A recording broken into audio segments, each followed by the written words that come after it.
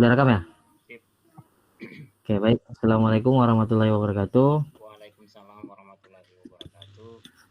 Selamat malam Bapak Ibu Guru. Mohon maaf menyita waktunya sebentar karena ada agenda yang akan disampaikan oleh teman kita, salah satu CGP Angkatan 5 Kabupaten Bulungan.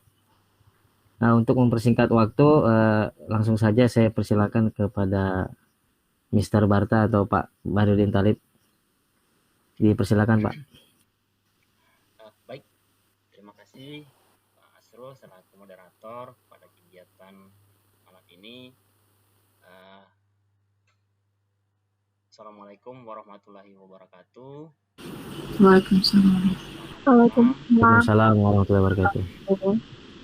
Terima kasih Bapak Ibu atas waktunya telah meluangkan untuk hadir pada kegiatan webinar melakukan atau menciptakan aksi nyata, menciptakan budaya positif di sekolah. Nah, ini adalah salah satu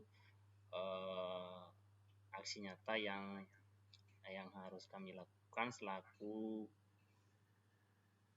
peserta pelatihan pendidikan guru penggerak ya atau CGP, di mana kami diminta untuk melakukan sosialisasi tentang materi yang sudah kami pelajari selama mengikuti kegiatan pendidikan guru penggerak. Nah, diantaranya adalah kami ini berbagi tentang budaya positif. Nah, diizinkan saya sekedar sharing atau berbagi. Ya, ini bukan menggurui teman-teman sini, tapi hanya sharing saja. Sharing apa yang kami dapat, apa yang saya dapat selama mengikuti pendidikan guru penggerak hingga hari ini. Izin saya share materi. Nanti materi ini mungkin saya bisa bagikan juga PPT-nya kalau di akhir kegiatan untuk mungkin sama bisa untuk digunakan, mungkin barangkali bisa diaplikasikan juga di sekolah Bapak Ibu. Saya izin share screen.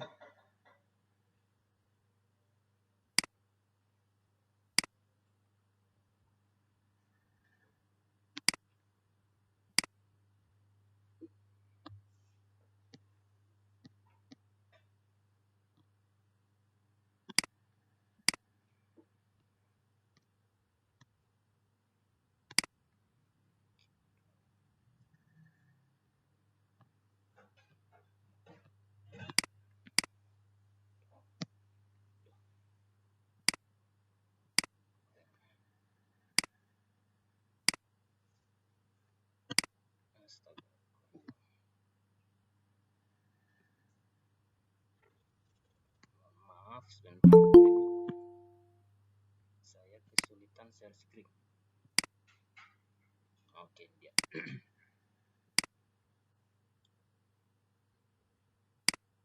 Oke, apakah terlihat di layar Bapak Ibu? Sudah terlihat. Terlihat, Pak.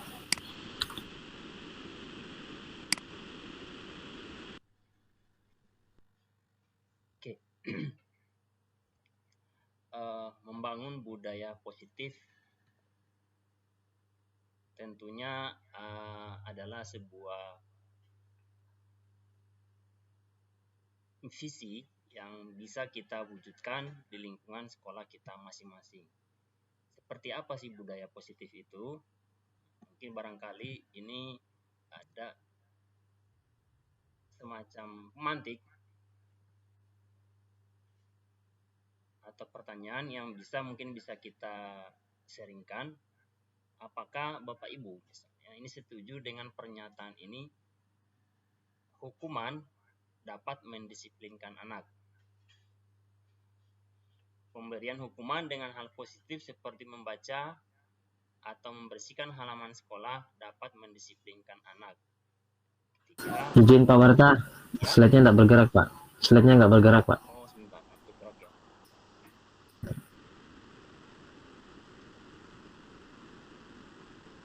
Oke Pak, cukup Pak. Kelihatan ya?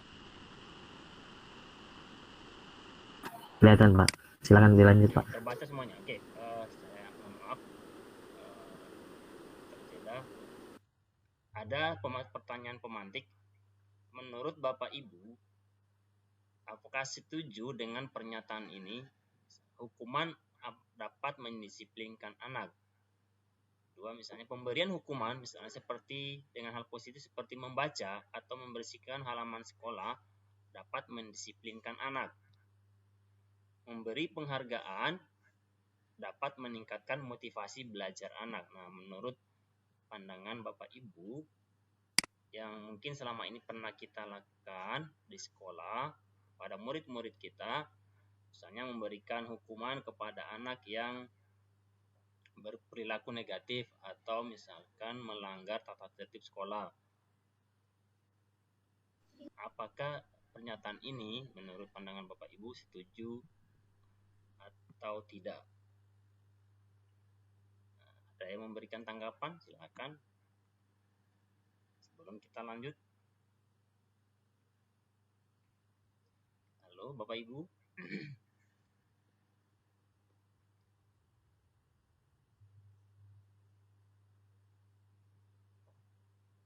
Pak Asur, suara saya kedengaran? Kedengar Pak, dengar. Silakan dilanjut Pak. Saya kira tadi saya ingin mendengarkan pandangan pendapat teman-teman Bapak Ibu guru perihal pernyataan ini. Ini ada sebuah pernyataan, ada 3 pernyataan bahwa apakah hukuman itu dapat mendisiplinkan anak. Kemudian pemberian hukuman misalkan dengan membaca atau membersihkan halaman sekolah kepada murid dapat meningkatkan disiplin anak tersebut. Ketiga, misalnya memberikan penghargaan, apakah juga dapat meningkatkan motivasi belajar anak. Nah, apakah Bapak Ibu setuju dengan pernyataan ini? Nah, pertanyaannya setuju atau tidak? Mungkin bisa akan terjawab setelah Bapak Ibu menyaksikan selanjutnya.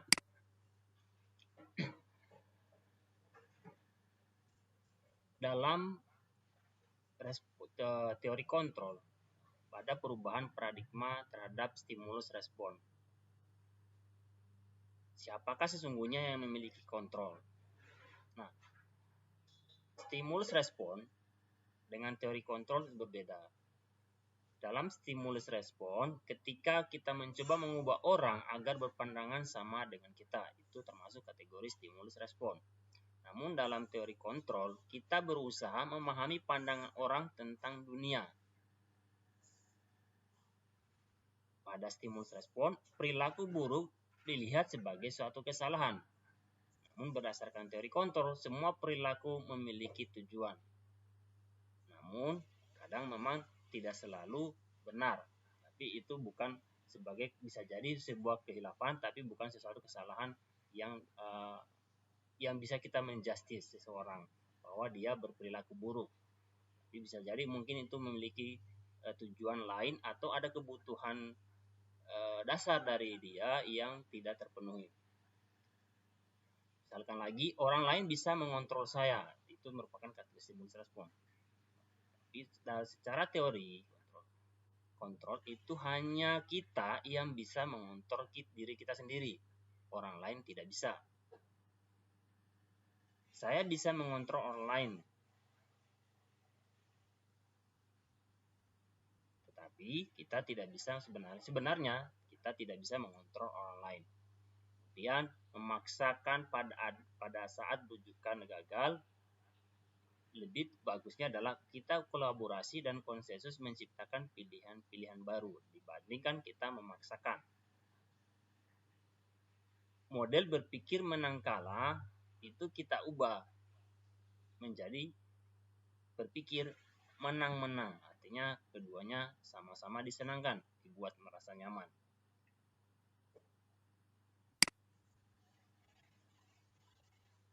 Nah, berdasarkan teori kontrol yang dibuat oleh Dr. William Glasser, bahwa disiplin positif itu kita tidak bisa mengubah orang lain, hanya kita yang bisa mengontrol diri kita sendiri. Semua perilaku itu memiliki tujuan.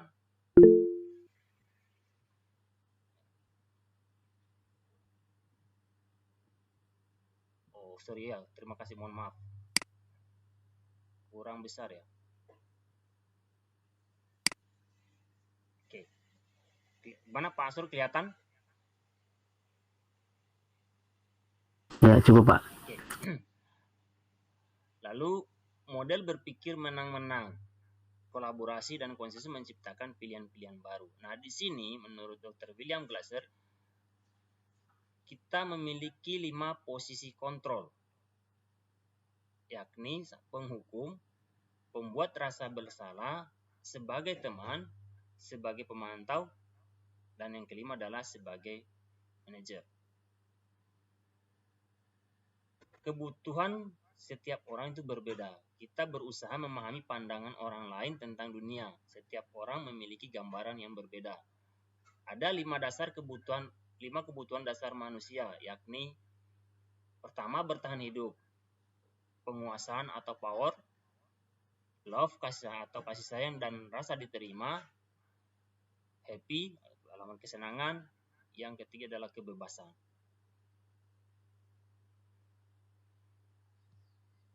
Nah, makna dari disiplin positif itu adalah sebenarnya belajar kontrol diri dengan menggali potensi yang ada pada diri kita agar tercapai tujuan mulia, yakni sesuatu menjadi seseorang yang kita inginkan berdasarkan nilai-nilai yang kita hargai atau bisa dikatakan adalah nilai-nilai kebajikan universal.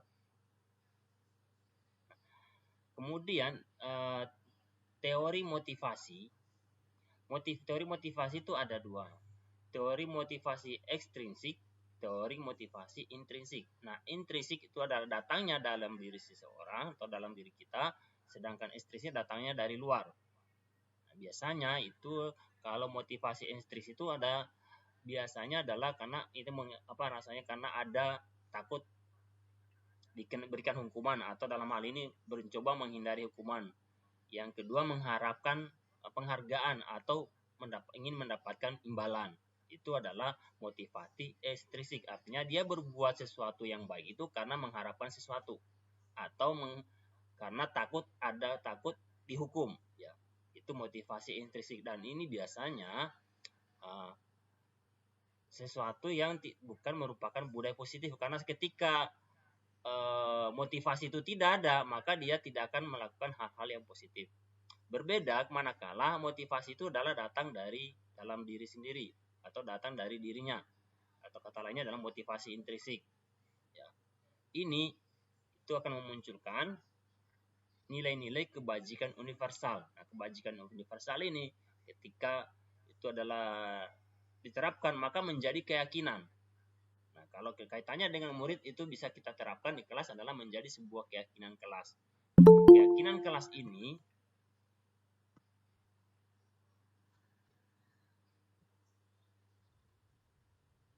ketika itu akan dijadikan menjadi intensitas yang biasa sering dilakukan, maka nanti menjadi budaya positif atau budaya sekolah.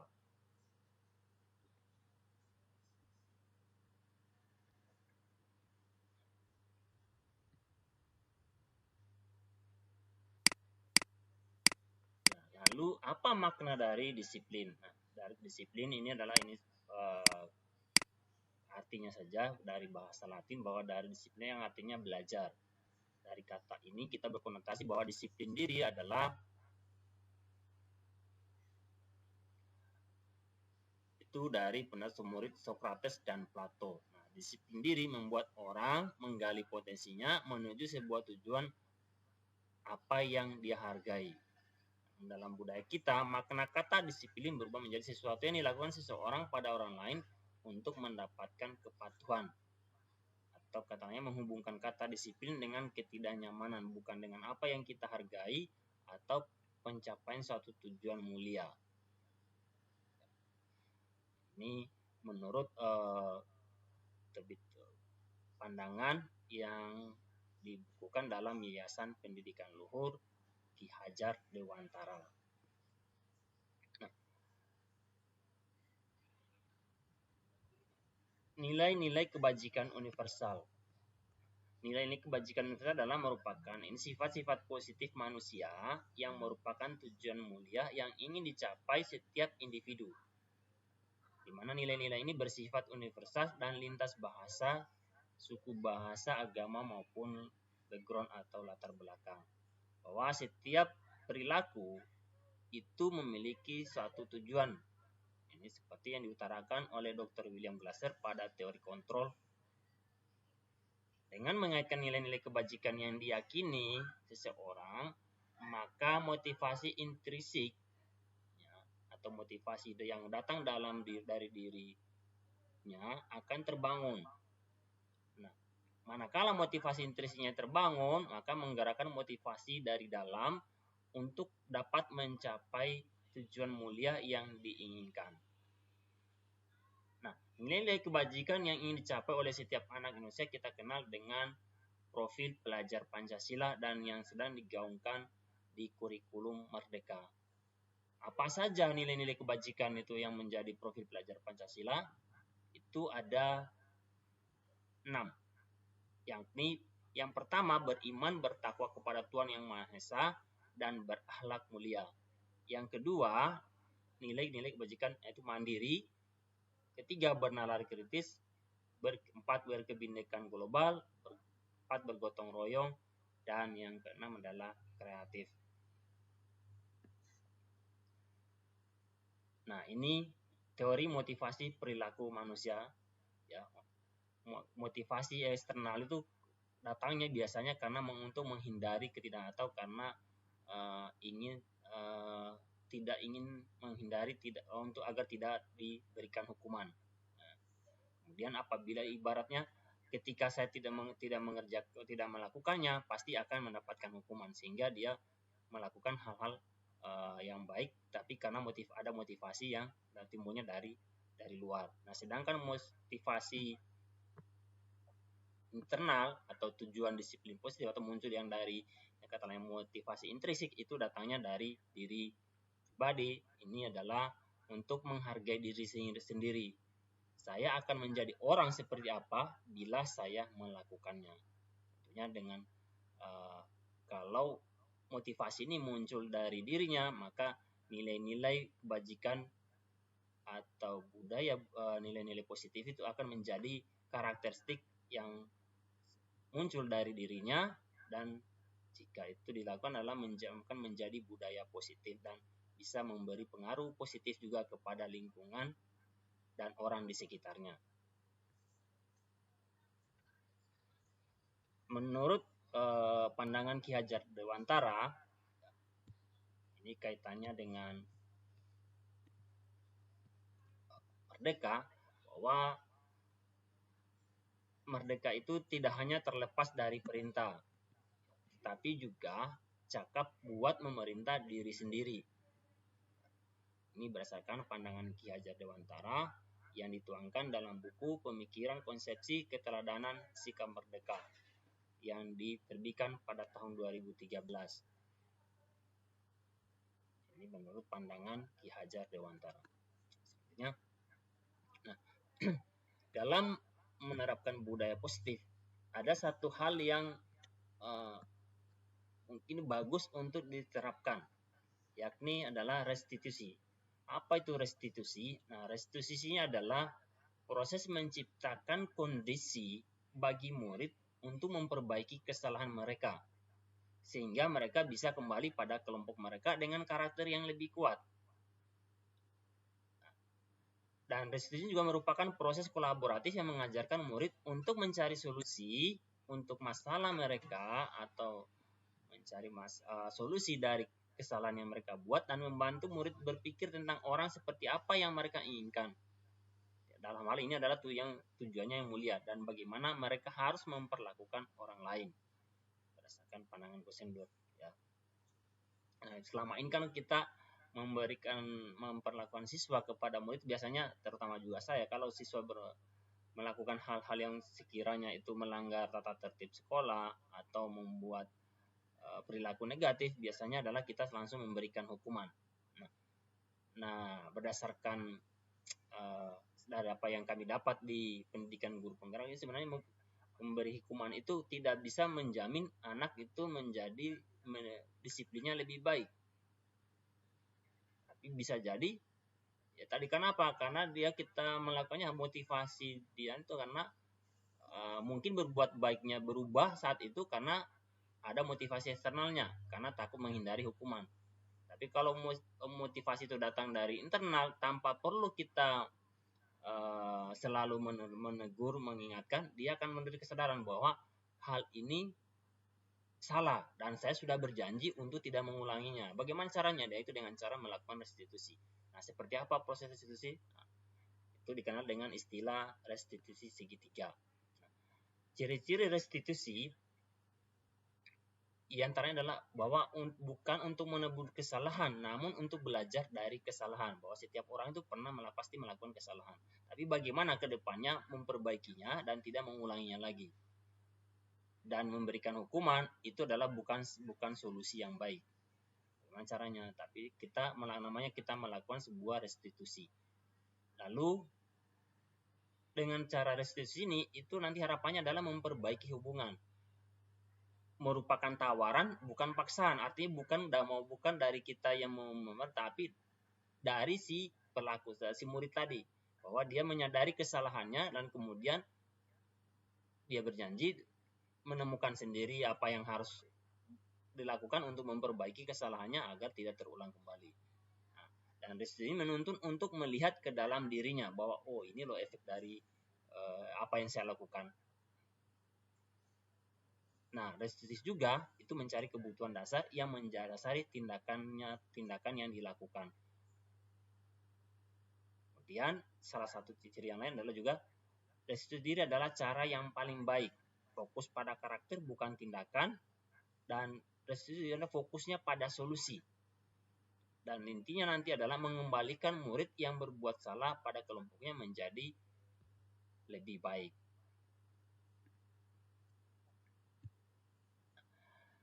Ada bagaimana menciptakan budaya positif di sekolah. Nah, mungkin kita bisa lakukan mulai dari di kelas. Katakanlah membuat peraturan kelas. Nah, membuat peraturan kelas itu bukan datangnya dari gurunya, namun kita menggali apa yang diinginkan siswa agar dia merasa nyaman belajar di kelas, kemudian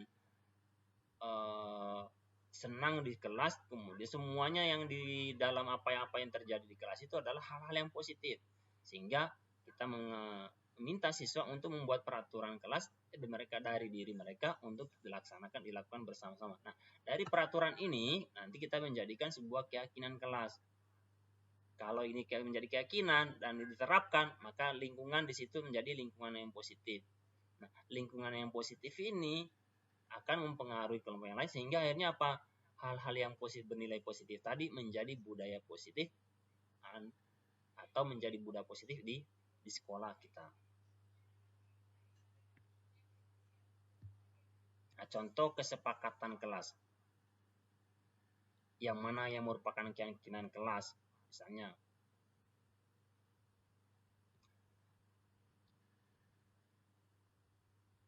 kesepakatan kelas. Datang tepat waktu, mengucapkan salam, menjaga kebersihan sekolah, berdoa sebelum dan sesudah kegiatan, aktif dalam pembelajaran, tertib. Kami guru dan murid. Nah, dari kesepakatan kelas kita bisa jadi buat keyakinan. Kami guru dan murid mempunyai keyakinan untuk saling menyayangi. Kami murid yang semangat belajar. Kami murid yang peduli dengan teman-teman. Ini dari kesepakatan ini itu sebenarnya kita harapkan munculnya adalah dari siswa kita.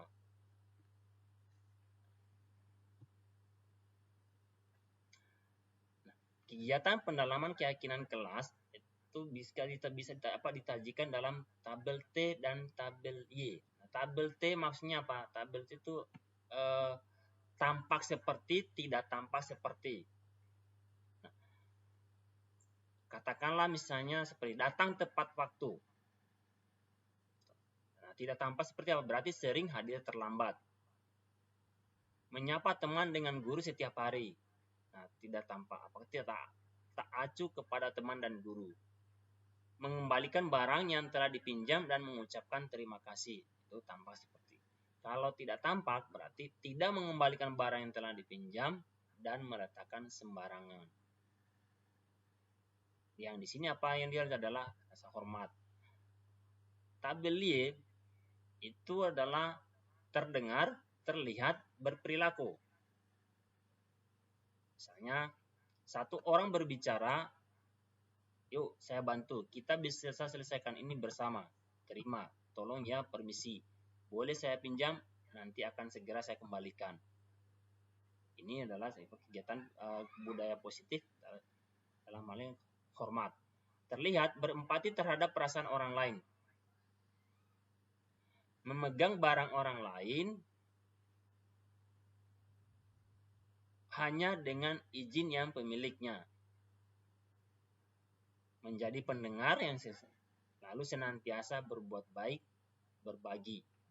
Berperilaku, tersenyum ramah, memberikan salam hormat, berjabat tangan,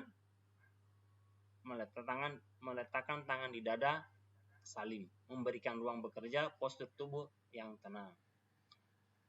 Kalau bekerja, tampak seperti tekun bekerja dan menyimak guru. Nah, yang tidak tampak, tidak mendengarkan guru dan acuh tak acuh. Lalu tugas tidak dikerjakan, menyerahkan tugas tepat waktu. Itu yang tampak. Ini contoh keyakinan kelas. Misalkan kita membuat di kelas murid kita membuat sebuah peraturan. Selalu kembalikan buku ke tempatnya. Dilarang mengganggu orang lain. Hadir di sekolah 15 menit sebelum pembelajaran dimulai. Dilarang melakukan kekerasan. Dilarang menggunakan narkoba, bergantian atau menunggu giliran. Gunakan masker. Jangan berlari di kelas atau di koridor. Ini sebuah peraturan. Nah, bagaimana peraturan ini kita rubah menjadi sebuah keyakinan kelas? Selalu kembalikan buku ke tempatnya. Maka kita jadikan keyakinan bahwa murid-murid harus bertanggung jawab. Nah, kita yakini bahwa tanggung jawab itu penting. Menghormati orang lain. Menghormati orang lain berkomitmen. Keselamatan, kesehatan, menghormati lain, bersabar, kesehatan. Jadi seperti itu. Jadi keyakinannya adalah selalu kembalikan buku. Nilai keyakinan di sini adalah keyakinan tanggung jawab. Bedanya peraturan dan keyakinan.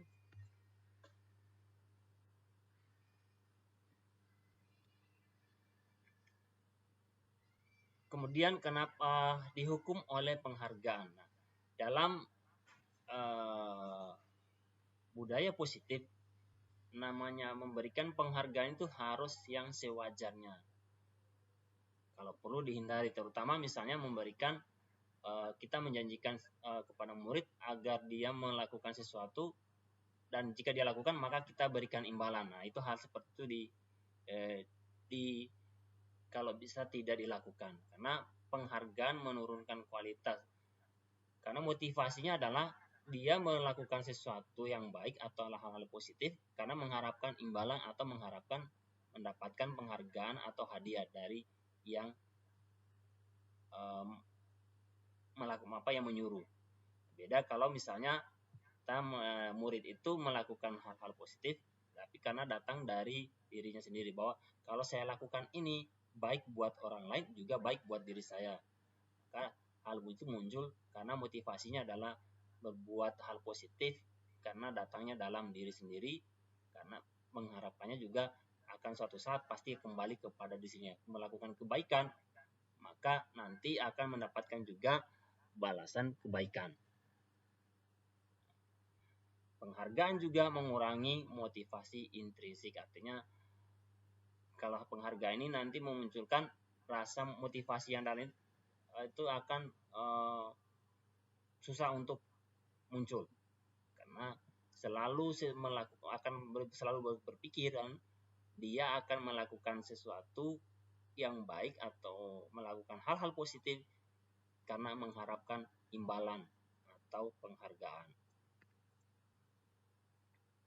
Nah, mungkin selama ini kita pernah melakukan, mungkin pernah juga kita merasakan sebagai guru, baik pernah sebagai murid, bahwa dulu ketika kita melakukan kesalahan, kadang guru misalkan menyuruh siswa mencatat 100 kali di dalam buku kalimat yang sama atau diulang sebanyak kali. Katakan seperti, saya tidak akan terlambat lagi. Ya, jadi siswa yang terlambat ke sekolah, kita berikan hukuman untuk menuliskan kata atau semacam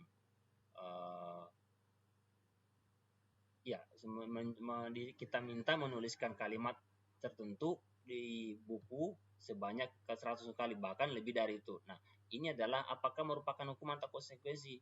Ini adalah hukuman. Dan hal seperti ini itu perlu dihindari. Lari mengelilingi lapangan basket 2 kali karena terlambat hadir di sekolah. Kalau dikaitkan dengan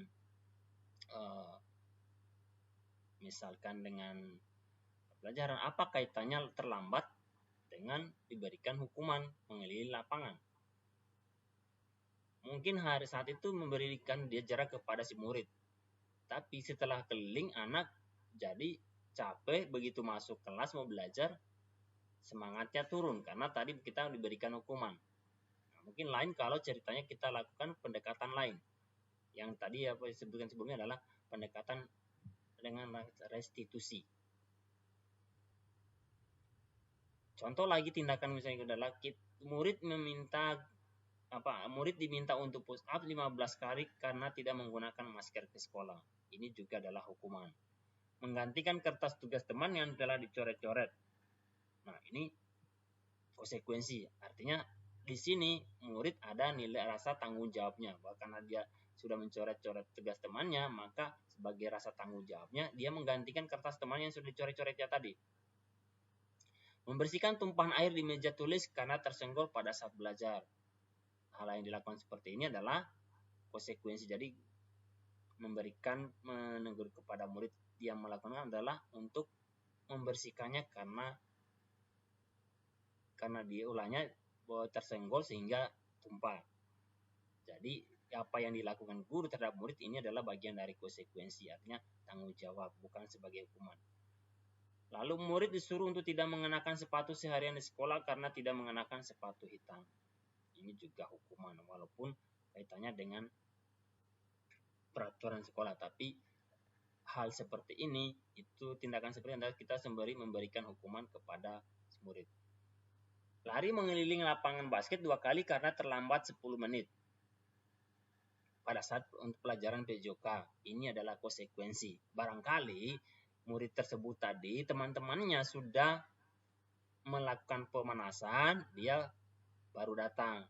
Nah, karena dia belum pemanasan, sebagai pemanasannya dia diminta mengelilingi lapangan 2 kali. Dan ini bukan konsekuensi. Karena apa? Karena korelasinya memang dengan pelajaran PJOK. Sebelum melakukan aktivitas, biasanya murid-murid adalah disuruh melakukan pemanasan terlebih dahulu. Karena si murid ini tadi terlambat, oleh guru disuruh lari mengelilingi lapangan sebanyak 2 kali. Ini adalah bukan seperti kita memberikan hukuman, tapi sebenarnya tidak, karena masih ada kaitannya dengan pelajaran yang akan diikuti si murid tersebut. Makanya adalah bagian dari konsekuensi yang didapat si murid karena terlambat, bukan hukuman. Itu membedakan hukuman dan konsekuensi. Nah, apa perbedaan hukuman dan konsekuensi? Nah, hukuman itu biasanya adalah sesuatu yang menyakitkan yang harus terjadi. Kadang membuat anak sakit fisik maupun hati untuk jangka waktu yang lama. Lalu anak membenci kedisiplinan. Hukuman itu berupa jadi paksaan, mendorong anak menyakiti diri sendiri, konsep diri yang buruk, anak belajar untuk menyembunyikan kesalahan. Marah, rasa bersalah, dipermalukan, merasa tak dihargai. Nah, sedangkan konsekuensi itu adalah sesuatu yang harus terjadi. Nah, membuat anak merasa tidak nyaman dalam jangka waktu pendek saja. Kemudian anak menghargai disiplin, memberikan stimulus tanggapan, mendorong anak agar mudah menyesuaikan diri, dan konsekuensi adalah merupakan konsep diri yang baik. anak belajar untuk mematuhi peraturan.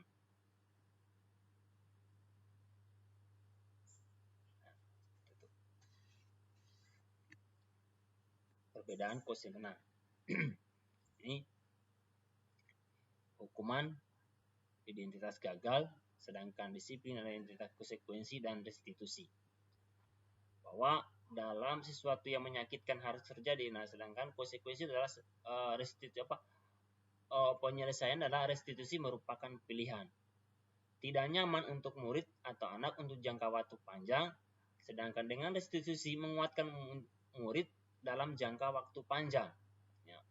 Jadi perbedaan kita memberikan hukuman dengan melakukan sebuah restitusi. Restitusi ini semacam konsultasi pribadi ya. Jadi anak murid kita panggil, kita ajak diskusi, nanti dia akan bercerita sendiri, lalu mengakui kesalahannya, kemudian kita gali apa yang dia harus dilakukan selanjutnya agar apa yang tadi yang nilai-nilai perilaku negatif itu tidak lagi dia kerjakan. Nah, dia hanya menemukan sendiri solusinya. Nah, dari solusinya itu karena datangnya dari dirinya, maka itu akan menguatkan murid tersebut dalam jangka waktu yang sangat panjang. Konsekuensi ya. Jadi hukuman itu sifatnya negatif, konsekuensi netral, sedangkan restitusi adalah bernilai apa dia katakan nilai positif ya. Jadi dalam hal mendisiplinkan anak atau menanamkan budaya positif di lingkungan sekolah, nah langkah-langkah restitusi ini perlu diterapkan.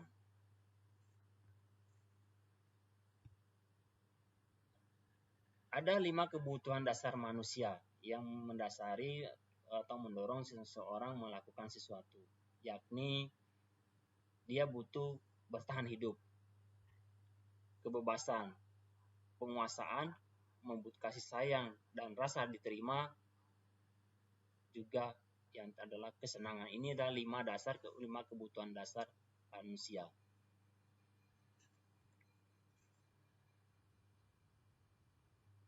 Selanjutnya 5 posisi kontrol kita sebagai guru. Yang pertama, penghukum, membuat orang merasa bersalah.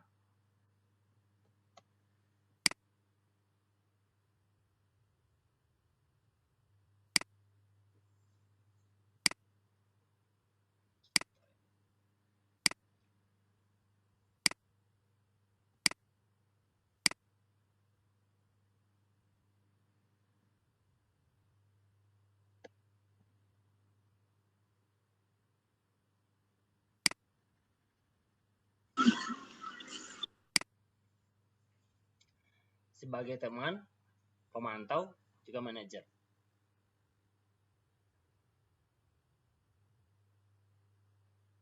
Guru berbuat, misalnya sebagai penghukum biasanya adalah menghardik, menunjuk-nunjuk, menyakiti, menyindir.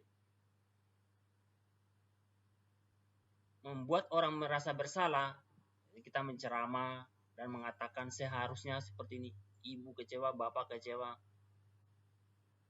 Posisi kontrol sebagai teman biasanya adalah membuatkan alasan-alasan untuk muridnya. Sebagai pemantau, menghitung dan mengukur. Sedangkan manajer adalah mengajukan pertanyaan-pertanyaan atau melakukan restitusi. Apa yang kita yakini, apa yang bisa dikerjakan untuk memperbaiki masalah ini, kemudian menguatkan pribadi, lalu murid meletakkan dirinya sebagai individu yang positif dalam dunia yang berkualitas. Lalu bagaimana caranya saya bisa memperbaiki keadaan yang tadinya buruk menjadi baik, yang tadinya negatif, perilaku negatif menjadi perilaku yang positif. Nah, dengan restitusi itu mengevaluasi diri bagaimana cara memperbaiki diri. Dari 5 posisi kontrol ini, barangkali selama ini terutama saya sendiri pernah melakukannya adalah lebih cenderung saya biasanya adalah memberikan hukum penghukum. Dan ini harus dihindari. Nah, sebagai pendidik itu kita harus memposisikan posisi kontrol diri kita adalah sebagai manajer. Ini dalam rangka menciptakan budaya positif di sekolah.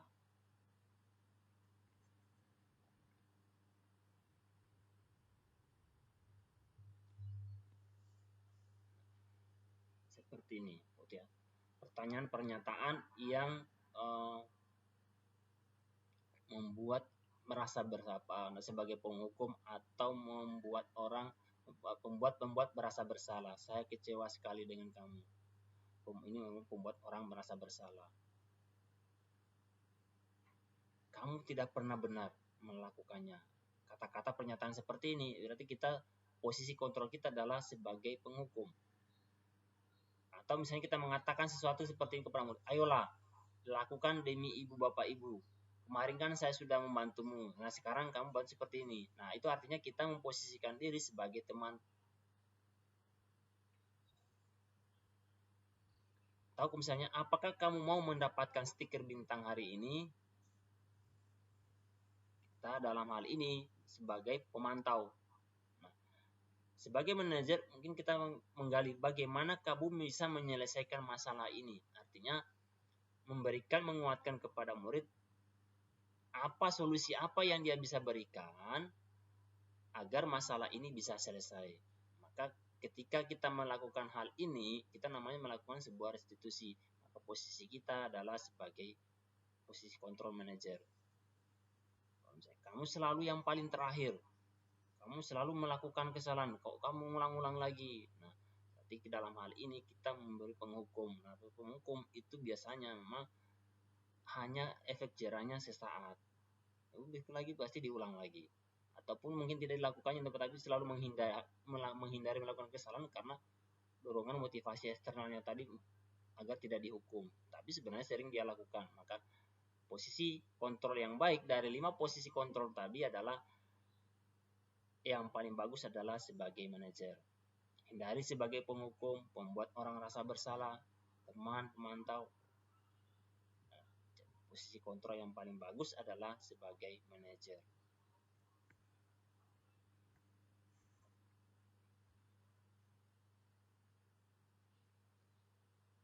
Ya, ini bergerak antara peraturan pemantau konsekuensi atau hadiah nilai-nilai manajer memperbaikinya. Jadi peraturan pemantau konsekuensi atau memberikan hadiah atau imbalan ya kita hindari, maka kita arahkan untuk bergerak kita sebagai memunculkan nilai-nilai manajer. Dalam hal ini adalah untuk memperbaiki hal-hal yang negatif menjadi positif sehingga nanti menjadi nilai-nilai kebajikan, melahirkan nilai-nilai kebajikan universal yang menjadi nilai-nilai positif dan menjadi budaya positif. Ya, kalau kamu tidak mengerti ini, saya akan memberikan hukuman. Kan ini artinya diberikan hukuman untuk membuat tidak nyaman. Tapi kalau kita bergerak sebagai nilai manajer, maka apa yang kamu yakini? Artinya, dari apa yang dilakukan murid, kenapa melakukan itu, apa yang kamu yakini sehingga melakukan hal itu kan. Lalu apa yang bisa kamu lakukan untuk memperbaiki masalah ini. Bagaimana memperbaiki masalah ini. Nah, ini yang kita lakukan adalah memperbaikinya, mendapatkan apa yang kita butuhkan. Ya, akhirnya apa saja menang-menang ya. Tidak ada yang merasa menang dan merasa kalah. Nah, ini yang dinamakan segitiga restitusi. Jadi ketika kita menangani menyelesaikan sebuah masalah, maka kita bisa coba melakukan sebuah restitusi yang dikenal dengan segitiga restitusi. Apa itu segitiga restitusi? Segitiga restitusi adalah yang pertama yang kita lakukan adalah menstabilkan identitas. Jadi murid kita berikan mengidentifikasi dulu apa yang dia lakukan, lalu kemudian dia memberikan validasi. Apakah yang dia lakukan itu benar atau salah? Ya. Kamu misalnya kamu tentu punya alasan mengapa melakukan itu. Apakah ada cara yang lebih baik efektif untuk mendapatkan apa yang kamu butuhkan, untuk validasi kebutuhan. Lalu yang ketiga adalah menanyakan keyakinan. Nah, nilai-nilai apa yang telah kamu yakini dan yang telah kita sepakati. Kamu ingin menjadi orang seperti apa? Nah, hal ini, langkah-langkah ini itu akan memberikan penyelesaian masalah tanpa siswa murid itu merasa tersakiti atau merasa terhukum. Jadi memang ini agak berat, tapi jika ini dikerjakan, dia lakukan dan rutin diselesaikan ketika ada siswa atau melakukan hal-hal berperilaku negatif, kita lakukan semua restitusi, segitiga restitusi, maka lama-lama nilai-nilai negatif itu menjadi nilai-nilai positif. Yang awalnya sering melakukan perilaku negatif, berakhirnya perilaku negatifnya hilang, yang adalah muncul perilaku-perilaku yang positif dengan langkah cara segitiga restitusi ini. Bagaimana menstabilkan identitas? Nah, untuk membuat anak yang merasa gagal karena berbuat salah menjadi positif terhadap dirinya, ya, dari segitiga restitusi mungkin bertanya bagaimana cara menstabilkan? Seperti apa menstabilkan identitas? Misalnya kan begini, guru berkata, berbuat salah itu hal yang manusiawi. Tidak ada manusia yang sempurna. Bapak Ibu juga pernah berbuat salah. Kita pasti bisa menyelesaikan permasalahan ini. Bapak atau Ibu tidak tertarik untuk mencari tahu siapa yang benar, siapa yang salah. Bapak atau Ibu lebih tertarik untuk menyelesaikan masalah. Nah, kalau kamu menyalahkan dirimu sendiri terus-menerus, apa kamu bisa bersikap baik pada dirimu? Ini untuk kita menstabilkan identitas. Jadi langkah-langkah segitiga restitusi tadi, yang pertama adalah kita menstabilkan identitas. Bisa kita lakukan hal-hal seperti ini. Yang kedua, bagaimana memvalidasi kebutuhan? Misalnya, kamu bisa saja kan melakukan hal yang lebih buruk, tapi kamu tidak melakukannya kan? Nah, kamu pasti punya alasan mengapa melakukannya. Apa yang penting bagi kamu? Kamu boleh tetap berusaha menjaga sikap itu, tapi tambahkan sikap yang lain, yang baru. Maukah kamu belajar cara lain untuk mendapatkan yang kamu butuhkan tanpa harus memukul, atau tanpa harus melakukan kekerasan, tanpa harus memaksa? Apakah kamu bisa melakukan dengan lebih baik besok lagi? Nah, ini adalah memvalidasi kebutuhan murid. Jadi membantu siswa mengenali kebutuhan dasarnya yang ingin dipenuhinya ketika melakukan kesalahan itu. Nah, pada dasarnya setiap tindakan manusia tujuannya adalah yakni adalah untuk memenuhi 5 kebutuhan dasarnya tadi. Kekuatan, kebebasan, cinta dan kasih sayang, kebahagiaan atau kesenangan, dan bertahan hidup. Itu 5 kebutuhan dasar. Jadi seseorang yang mendorong melakukan tindakan manusia itu biasanya adalah karena untuk memenuhi kebutuhan dasarnya. Nah, kebutuhan dasar mana yang tidak dipenuhi murid tersebut sehingga dia melakukan hal itu? Maka yang perlu kita lakukan sebagai pendidik adalah melakukan segitiga restitusi untuk memperbaiki perilaku negatif tadi. Terus yang berikutnya adalah ketiga adalah menanyakan keyakinan. Dari segitiga restitusi ini, yang terakhir adalah menanyakan keyakinan. Anak melihat kesalahannya dihubungkan dengan norma sosial dan nilai-nilai yang mendasari manusia berinteraksi dengan orang lain. Misalnya begini ya, apa nilai yang kita percaya di kelas atau di sekolah kita? Lalu nilai-nilai universal apa yang telah kita sepakati? Kemudian misalkan kelas yang ideal itu seperti apa sih? Kita menggali informasi, menanya keyakinan itu muncul dari si murid tersebut. Lalu kamu ingin jadi anak seperti apa? Apa yang kamu rasakan ketika kamu melakukan itu? Kamu menjadi orang seperti apa? Apakah kamu bahagia atau tidak? Ini langkah-langkah dalam melakukan restitusi, segitiga restitusi ketika menangani sebuah masalah. Oke, itu yang bisa saya sampaikan, sharingkan. Terima kasih. Barangkali ada yang ingin bertanya. Ya, ini jadi yang kami pelajari sampai selama pendidikan guru penggerak. Di antaranya adalah ini budaya positif.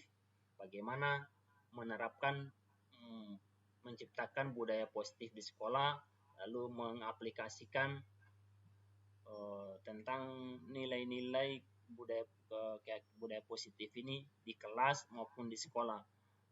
Misalnya dimulai dari membuat peraturan kelas, dari peraturan tadi apa kesepakatan kelas, kesepakatan tadi dijadikan keyakinan, lalu kita di keyakinan itu kita terapkan.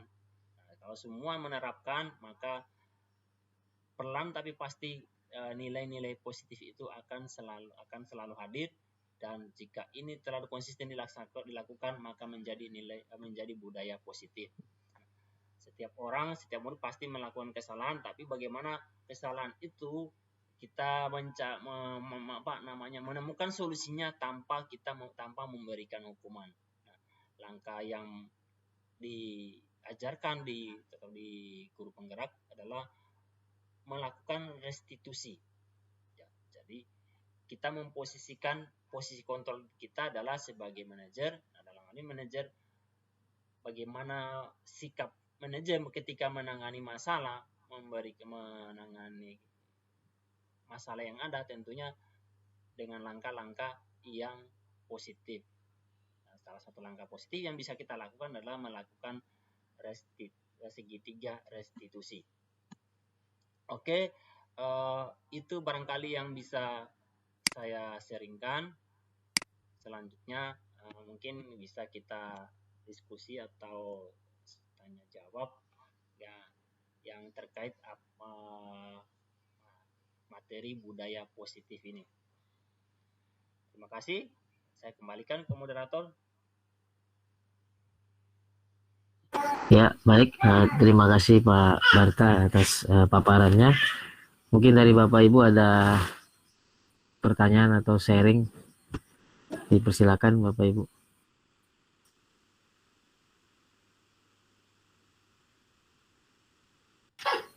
Ada pertanyaan Pak Barta di kolom chat. Silakan Pak Barta dijawab. Oke, terima kasih atas pertanyaannya. Bagaimana jika sudah melakukan posisi kontrol sebagai manajer, tetapi indisiplin siswa itu dilakukan secara terus-menerus, apakah posisi kontrol masih efektif? Ya, posisi kontrol dalam manajer di sini adalah memang mendisiplin siswa itu memang tidak serta-merta begitu kita lakukan posisi kontrol sebagai manajer, misalnya melakukan sudah melakukan restitusi segitiga, lalu semua siswa langsung disiplin, tidak terjadi lagi perilaku siswa yang indisipliner.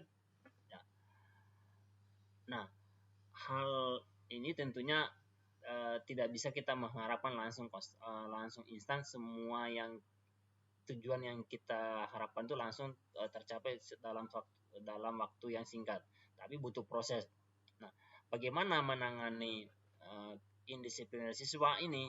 Nah, ini memang menjadi PR bersama, dan hal yang kita lakukan memang itu harus terus menerus. Ya. Satu hal yang apakah kita ketika melakukan menangani masalah yang bagaimana yang melakukan kesalahan ini, itu yang melakukan disiplin itu adalah dia berubah dan tidak melakukannya lagi.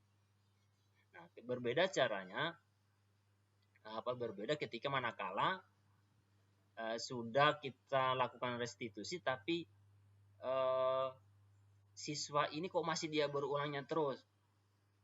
Nah, dari nilai restitusi kan dari langkah-langkah restitusi tadi itu kan sebenarnya dia membuat keyakinan atau membuat semacam membuat kontrak dengan dirinya sendiri.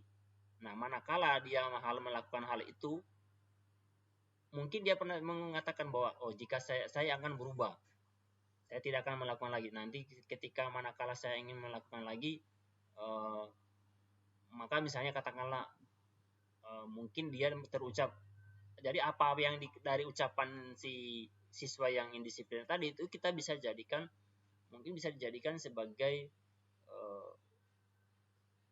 pegangan kita untuk melakukan hal yang menjadi istilahnya, ya, hal yang diyakininya bahwa dia sudah memiliki keyakinan jika saya akan melakukan mengulanginya lagi, itu ada hal atau ada akibat yang akan dia terimanya, atau ada konsekuensinya. Nah, itu bagian dari konsekuensinya. Maka ketika dia melakukan berarti ada konsekuensi yang akan diterima. Ya, seperti itu. Ya, jelas kalau yang secara terus menerus, maka nanti konsekuensi yang dia dari apa yang dia sampaikan itu akan menjadi pegangan kita untuk memberikan konsekuensi yang datangnya dari murid tersebut. Artinya saat kita melakukan segitiga restitusi dengan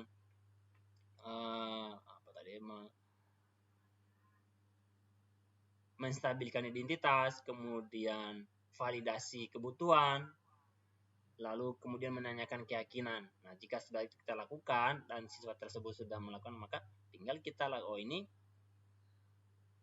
sudah membuat keyakinan dan sudah berjanji untuk tidak melakukannya. Berarti kan ada konsekuensi yang dia terima. Nah, konsekuensi itulah yang kita berikan ke murid tersebut. Dan biasanya kalau kita sudah melakukan pendekatan persuasif, ya, dan kita ajak si murid yang indisiplin tadi diajak untuk duduk, lalu dengan tidak kita memposisikan diri sebagai manajer, bukan sebagai penghukum, karena beda posisinya ketika manakala kita memanggil siswa ke ruangan guru atau ke ruangan BK dengan melakukan posisi kontrol sebagai penghukum, kemudian membuat merasa bersalah. Pasti berbeda dengan manakala kita memposisikan diri sebagai dengan posisi sebagai manajer. Kalau sebagai penghukum itu biasanya bawahnya marah-marah, karena bahkan maki-maki. Ya kan, dan kadang mengeluarkan kata-kata yang mungkin secara fisik tidak menyakitkan, tetapi menyakitkan di dalam menyakitkan di hati. Nah, itu karena apa? Karena misalnya kita melakukan posisi kontrol adalah sebagai penghukum atau sebagai pembuat merasa bersalah.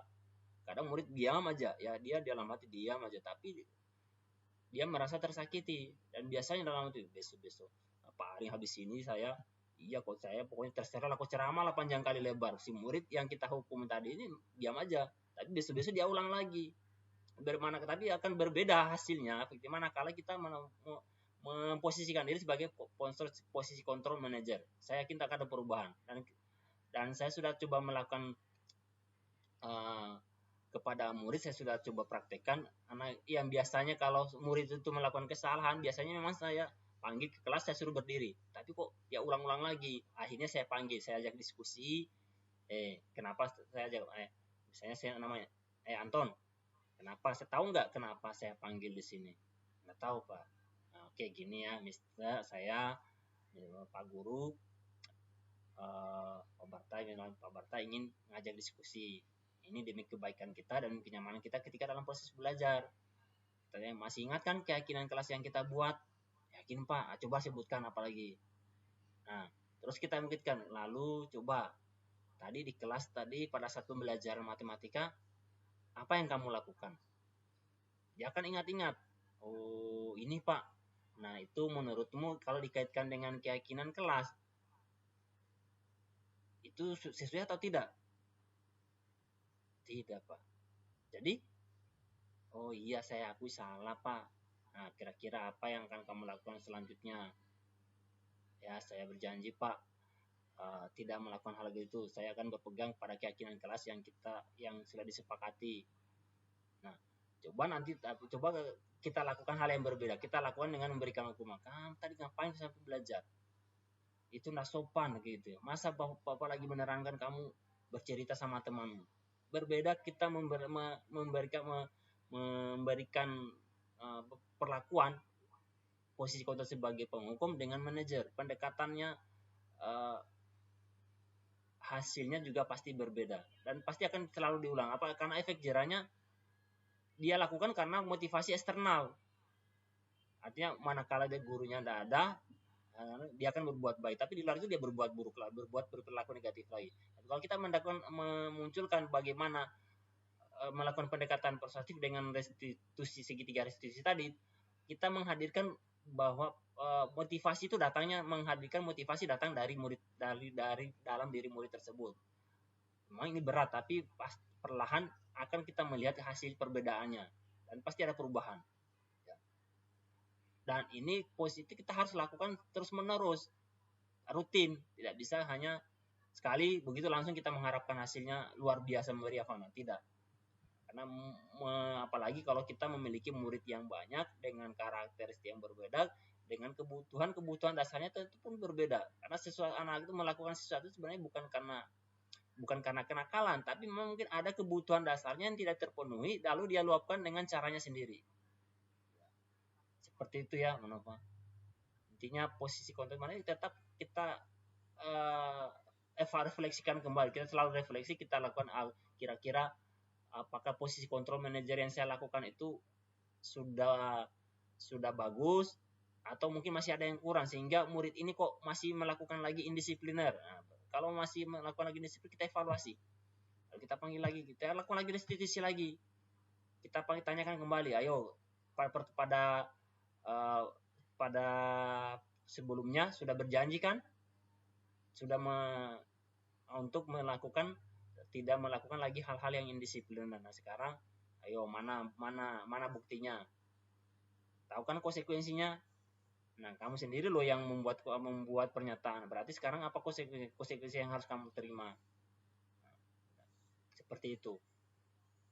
Jadi memang disarankan itu posisi kontrol sebagai penghukum itu tidak lagi terjadi di sekolah. Ya, tidak lagi kita lakukan. Mungkin selama ini termasuk saya sendiri sering saya memberikan hukuman. Setelah saya ikut belajar ini, saya merefleksi, oh iya betul bahwa yang saya lakukan selama ini memang masalah. Memberikan hukuman kepada siswa yang melakukan berperilaku negatif atau indisipliner baik di kelas ataupun saat datang ke sekolah dia terlambat, memberikan hukuman itu bukanlah sebuah solusi. Mungkin solusi, tapi solusi hanya sesaat. Efek jangka panjangnya tidak ada. Ya, seperti itu. Ya. Mungkin nanti kalau Pak Asrul boleh menambahkan dari apa yang saya sampaikan. Ya, baik. Terima kasih tadi atas pertanyaannya. Mungkin saya nambahkan sedikit aja Pak Barta ya, kali kebetulan kita sama-sama di CGP, jadi mungkin ya tadi itu supaya tetap posisi kontrol manajer itu ya tetap ada kolaborasi Pak dengan Ya, betul, ya. seluruh warga sekolah Pak. Mungkin itu yang mungkin saya tambahkan Pak. Ya, betul. Demikian Pak Barta, mungkin bisa kita akhiri, waktunya tinggal 5 menit. Silakan mungkin statement dulu. Betul, menguatkan kembali. Terima kasih Bu Novangga, ini pertanyaan yang bagus sekali. Yang jelas memang posisi ini menciptakan budaya positif itu tidak bisa memang kita lakukan sendiri.